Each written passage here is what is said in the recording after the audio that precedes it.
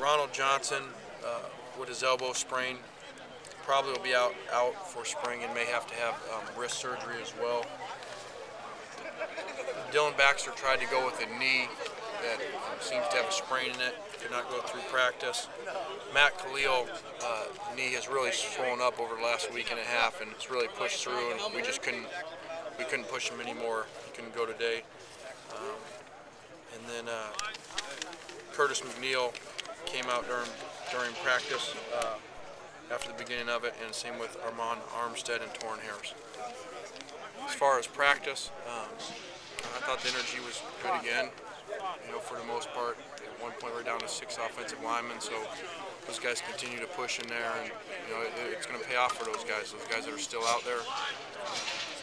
You know, it's going to definitely pay off for them down the road as we go into fall camp, because I can't imagine anybody in the country is working harder than they are with the amount of reps they take. They basically take every snap.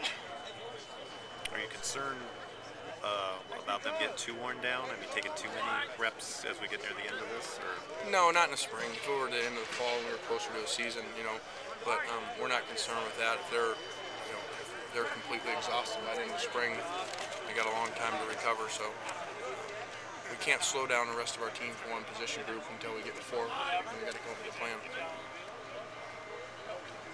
How much of a concern is it that Johnson, his condition, and the fact that he might have to have surgery? Well, the wrist surgery could be comparable to Barkley's, that it wouldn't be that long that he'd be out. He was really the star of camp offensively, and so I feel really good where he's at. Obviously, we'd like to still have him out there, but if there was somebody that I would feel that would be the most ready to play of our offensive players, he would be it. With Ron Johnson out, and Osbury out wide, is that something you plan to use during? Yeah, we didn't have a choice today. You know, we were at 3 receivers today, so David played outside for us today and played inside as well, and made a few plays outside like he has here. You know, David's actually one of the more experienced, skilled players here. You know, he has some starts and has made some big plays before. Coming out of that scrimmage, I know you weren't real happy with the running game. What are you looking to see from now till that last scrimmage? Yeah, definitely consistency in the run game. You know, I'm not looking for big runs and then little runs. You know, that our running backs are running the ball very consistent. They're staying with the reads. They're not trying to jump out of holes, and our linemen are making the right calls because we're erratic right now. You know, we do get some big plays, but you know, that's not what good running teams do. They're very consistent. We have too many negative plays right now. Have you thought about flipping a D lineman to O line just for spring, maybe? Yeah, there's really not many people there that make sense.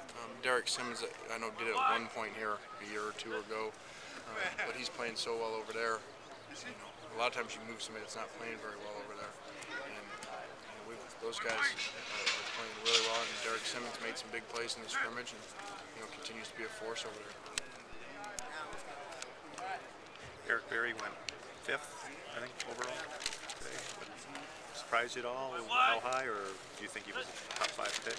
No, I do. I think that's the right slot. You know, it was either Tampa or I think Kansas City, and so he's going to be a great player in that league for a long time, and he'll represent them really well, very first class, and so I'm really happy for him.